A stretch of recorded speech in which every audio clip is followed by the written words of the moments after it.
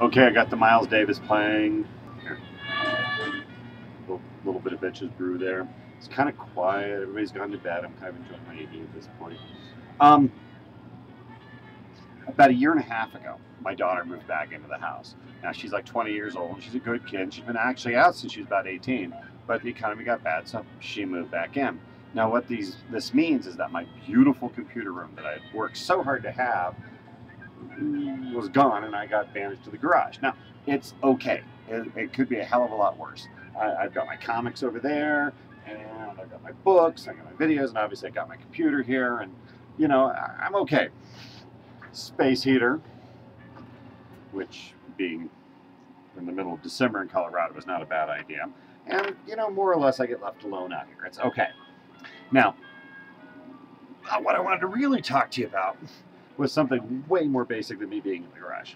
I wanted to talk about Slurpee Cups. Yes, Slurpee Cups. Now, 7-Eleven's always done tie-ins to various movies, still do it. I'm sure you can buy Slurpee Cups for all sorts of things. But in the 70's, they did a bunch of comic book ones. Now, they did DC Comics first by about a year or two, and the DC ones are okay. I mean, they're all right, but they're very static, very artist model sheets, you know, very still poses. Nobody really looked good. I mean, there are a couple of good shots, but way too much pictures, way too many Slurpee Cups of, like, Pa Kent by Fort, which is, you know, really weird because I don't think anybody's ever wanted a Pa Kent Slurpee Cup, but my God, he was there.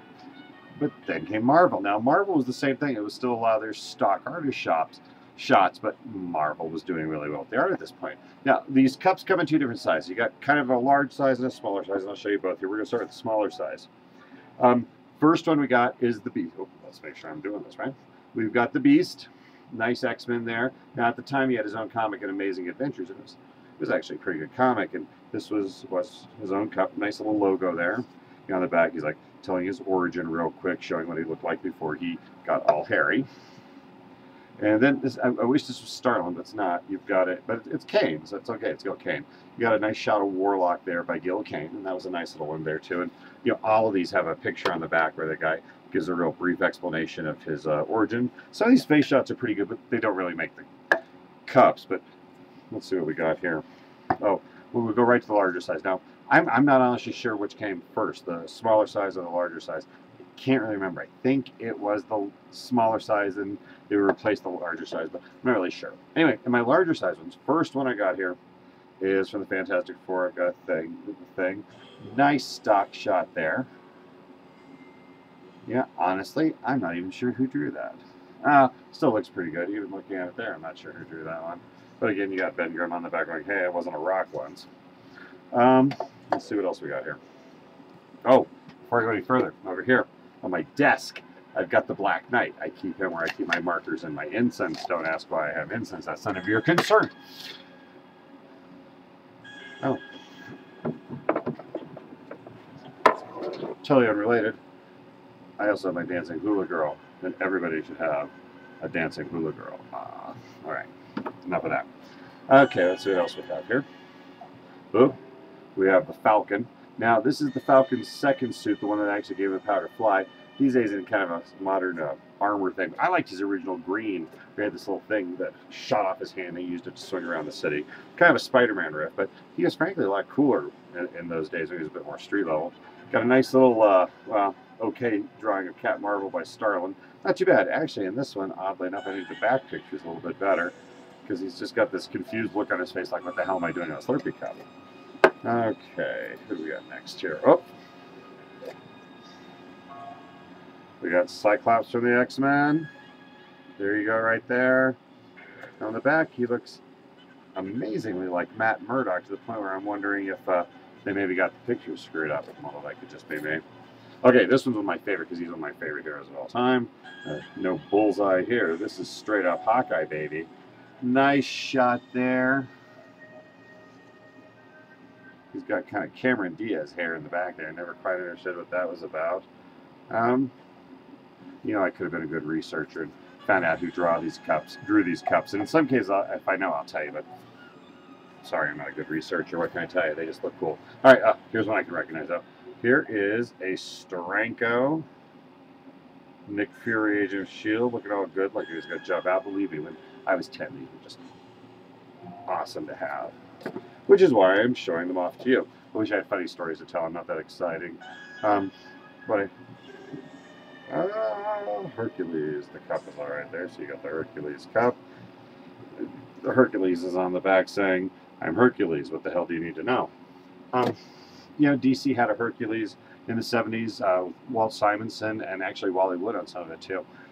Very post-apocalyptic, and in the end it turned out that Hercules' boy sidekick was a demon, and the whole thing was, it was very weird. They tried to tie it into the Atomic Knights, and it was really good up to the last couple of issues where it just got whacked because they had to wrap everything up really good. But it was had some really good early Simonson art too. All right, you got Thundra, who is a Femizon, and I recall her in the early 70s getting into lots of fight with Ben Grimm. Now they got it wrong here on this. If you'll notice, on this she is blonde, but in fact Thundra is a redhead.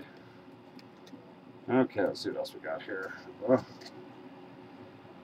Now these are a couple nice Frank Bruner ones that kind of go together here. I'll just show these together. We got Doctor Strange right there, and we have Clea, and let me tell you what, this was a Slurpee Cup that when I was 10, I'd have been going, nice Slurpee Cup. I would definitely collected that because Clea was a hottie. Here's the backs of those, and again, you got your Clea, I never did know how to pronounce her name, to be honest with you, and Doctor Strange. Got a pretty good story about Doctor Strange, too, in the TV movie that was on in the 70s. But I don't think I'm going to tell it today because it's not really fit for human company, but it saved me from a life of football management. Oh, another Fantastic Four guy here. You got the Human Torch. Nice stock shot of him on the back there. Looking all that. Oddly, that looks like Frank Springer on the back. I don't know what the hell he was doing drawing Johnny Storm. Another X-Men. We're almost done here. We got the Angel. I always enjoyed that costume. He's moved to a red one, and then, of course, they've got him all hairy and stuff. Oh, now this one I really like. I don't know if y'all remember the Kill Raven War of the Worlds comic book, but had some beautiful stories by Don McGregor and great art by young Craig Russell. I was going to say Kurt Russell. Craig Russell.